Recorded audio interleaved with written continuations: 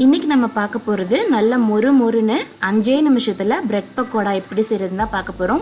இதோடைய சவுண்டு நீங்களே கேட்டிருப்பீங்க எவ்வளோ தூரத்துக்கு நல்லா மொறுன்னு இருக்குன்னு. இது வந்து ரொம்பவே சிம்பிளான ரெசிபி, ரொம்ப ஈஸியான ரெசிபியும் கூட. ஸோ சட்டுன்னு செஞ்சிடலாம். இது எப்படி செய்கிறதுன்னு வாங்க பார்க்கலாம். நான் உங்கள் ஜுபைதா ஜாக்ஸ் கிச்சன்லேருந்து.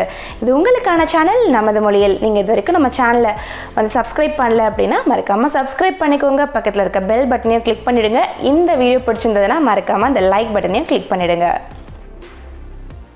பிரெட் பக்கோடா செய்கிறதுக்கு நம்மளுக்கு மொத்தம் 4 பிரெட் ஸ்லைசஸ் எடுத்திருக்கேன். 4 பிரெட் ஸ்லைசஸ்லேயும் இந்த ஓரங்களை வந்து கட் பண்ணிடலாம்.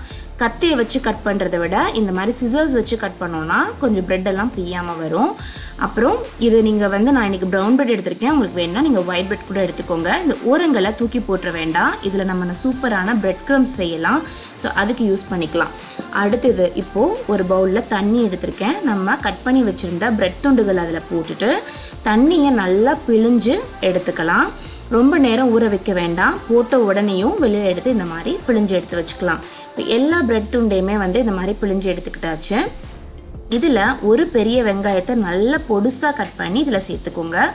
அடுத்து கொஞ்சமாக கேப்சிகம் சேர்க்குறேன் இதில், அதாவது குடைமிளகாய். அதுக்கப்புறம் இஞ்சி பூண்டு பேஸ்ட்டு 1 ஸ்பூன் அளவுக்கு, ஓமம் 1 ஸ்பூன் அளவுக்கு சேர்த்துக்கிறேன். அடுத்து காரத்துக்கு தகுந்த மாதிரி மிளகாய் தூள் சேர்த்துக்கலாம். மஞ்சள் தூள் வந்து ஒரு 1/2 ஸ்பூன் சேர்த்துக்கிறேன். அதுக்கப்புறம் இதில் 1 டேபிள் ஸ்பூன் அளவு அரிசி மாவு, 2 டேபிள் ஸ்பூன் அளவு மைதா மாவு, அதுக்கப்புறம் சுவைக்கு ஏற்ப உப்பு சேர்த்துட்டு இதில் கொஞ்சமாக கொத்தமல்லி தலையும் சேர்த்துக்கலாம். கருவேப்பிலை இருந்தால் அதையும் 2ஆக கிள்ளி போட்டு சேர்த்துக்கலாம், நல்லாயிருக்கும். இப்போ இது எல்லாத்தையுமே நல்லா பிசைஞ்சு ஒன்று சேர்த்தாப்பில் எடுத்துகிட்டு வந்துடலாம். தண்ணி மோஸ்ட்லி தேவைப்படாது. தேவைப்பட்டால் 1 டேபிள் ஸ்பூன் அளவுக்கு தண்ணி ஊற்றிக்கோங்க. இது ரொம்ப தண்ணியாக இருக்கக்கூடாது, இந்த மாதிரி நல்லா கெட்டியாக தான் இருக்கணும். இப்போ இதுதான் பதம். இந்த மாதிரி கையில் வந்து நம்மளுக்கு பக்கோடா மாதிரி எடுக்க வரணும். இப்போது எண்ணெய் நல்லா சூடாயிட்ருக்கு. நம்ம எடுத்து வச்சுருந்த பிரெட் பக்கோடாவை இதில் அப்படியே போட்டுக்கலாம். சைஸ் வந்து உங்களுக்கு எந்த மாதிரி வேணுமோ அந்த மாதிரி போட்டுக்கோங்க.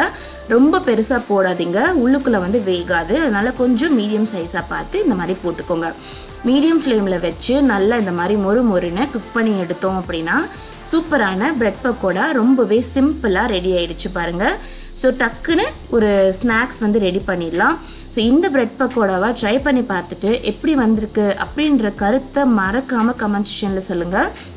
உங்களுடைய கமெண்ட் வந்து எனக்கு ரொம்பவே முக்கியம்.